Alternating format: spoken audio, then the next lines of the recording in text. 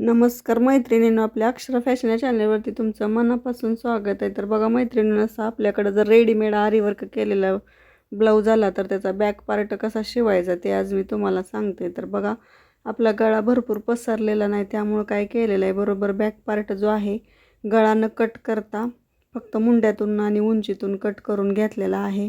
कपड्यावरती व्यवस्थित ठेवून घेतला आहे आणि वरच्या बाजूवर शोल्डरवरती संपूर्ण शिलाई मारून घेतली आपण.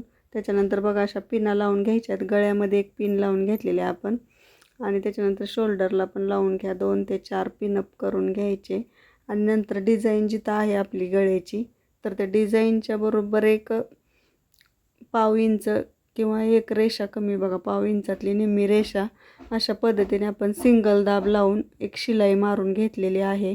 शिलाई मारताना व्यवस्थित कपडा जो आहे तो असा सरकवून घ्यायचा आहे, जेणेकरून आपला कपडा आतमध्ये गोळा झाला नाही पाहिजे शिलाईमध्ये. त्याच्यानंतर माझ्या काठाची उंची भरपूर होती, बघा ब्लाऊजची उंची कमी होती, त्यामुळं अस्तर आपल्याला कमी दिसतं आहे आणि काठ जे आहेत ते उंचीला भरपूर दिसत आहेत. तर त्याची नंतर मी काय केलेलं आहे ते तुम्हाला नंतर पुढं बघायला मिळेल. तोपर्यंत व्हिडिओ कुठे स्किप न करता बघा. तर आता आपण गळा जो स्टिच केला आहे तो आपण कट करून घेतला आहे व्यवस्थित. आता काय करायचं आहे, आपल्याला गळा कट केल्यानंतर शोल्डरवर पिना काढून घ्यायच्या आहेत आणि शोल्डरवरची शिलाई जी आहे ती आडव्या बाजूला मारलेली आपण ती उसवून घेणार आहे बघा. तर ही शिलाई काढून घेतल्यानंतर आपल्याला अस्तर जे आहे त्या अस्तरवरती दाब शिलाई द्यायची आहे बघा गळ्यावरती, जेणेकरून आपला कपडा जो आहे तो आतल्या बाजूला व्यवस्थित फोल्ड होईल आणि गळ्याचा आकार जो आहे तो आपला व्यवस्थित येईल. त्यासाठी आपण आतल्या बाजूवरून एक दाब शिलाई देतो आहे. अस्तरवरून फक्त दाब शिलाई द्यायची.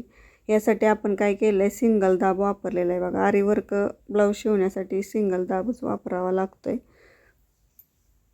लेफ्ट साईड किंवा राईट साईडचा आपल्याला असे 2 दाब मिळतात, तर कुठल्या साईडवरून तुम्ही शिवू शकता त्या बाजूचा तुम्ही दाब घेऊ शकता. आणि बघा, आपला गळा जो आहे तो एकदम व्यवस्थित झालेला आहे. आता हा काठ जो आहे तो मी कट न करता काय केलं आहे, तर या काठाच्या अगोदर आपण काय करूया, अगोदर कपडा पूर्ण अस्तर जे आहे आपलं ते असं व्यवस्थित सरकवून घ्यायचं. टाईट आलं पाहिजे एकदम गळा जो आहे आपला असा, आणि साईडची बाजू जी आहे त्याच्यावरती आपण शिलाई मारणार आहे, जेणेकरून आपला बॅक पार्ट जो आहे आपल्या जो मापाचा आपण कटिंग केलेला आहे तो आपला करेक्ट तयार होईल. आता काय करायचं, दोन्ही बाजू अशाच पद्धतीने आपण शिलाई मारून घेणार आहे साईडच्या बाजूवरती आणि जो काही एक्स्ट्रा कपडा होईल तो आपण कट करून घेणार आहे. तर बघा, दुसरी बाजूसुद्धा मी शिलाई करून घेते.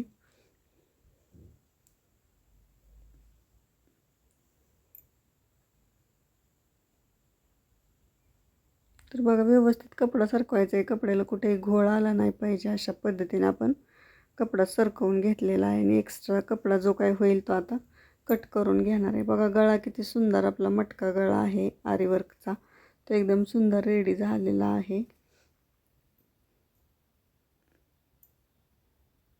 तर आता खालच्या काठाचा काय उपयोग करायचा आहे तो मी तुम्हाला सांगते. तर मी खालचा काठ अजिबात कट करून घेतला नाही.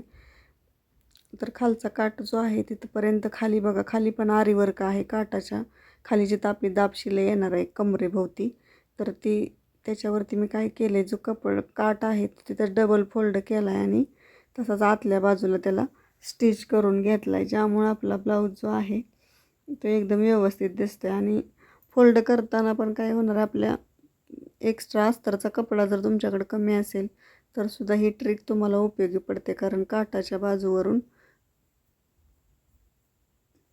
डबल फोल्ड करून काठ आपण तिथंच व्यवस्थित स्टिच करून घेतला आहे, ज्यामुळे आपला ब्लाऊज जो आहे तो एकदम सुंदर दिसणार आहे. बघा, शिलाईवरती थोडंसं मणी आल्यासारखं वाटतं आहेत खालच्या बाजूने, तिथं थोडंसं आपण दाब उचललेला आहे आणि तिथून हळूवारपणे शिलाई मारून घेतलेली आहे. तर बरं का, आरी वर्कचा ब्लाऊज आल्यानंतर बॅक पार्ट आरी वर्कचा ह्या पद्धतीने तुम्ही शिवू शकता.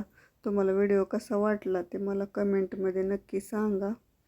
व्हिडिओ आवडल्यास लाईक, शेअर, सबस्क्राईब नक्की करा. तर बघा, एकदम हळूवारपणे आपण शिलाई मारून घेतो आहे आणि अशा पद्धतीने आपला आरी वर्कचा बॅक पार्ट जो आहे तो रेडी झालेला आहे. भेटूया आपल्या पुढल्या व्हिडिओमध्ये. तोपर्यंत बाय बाय.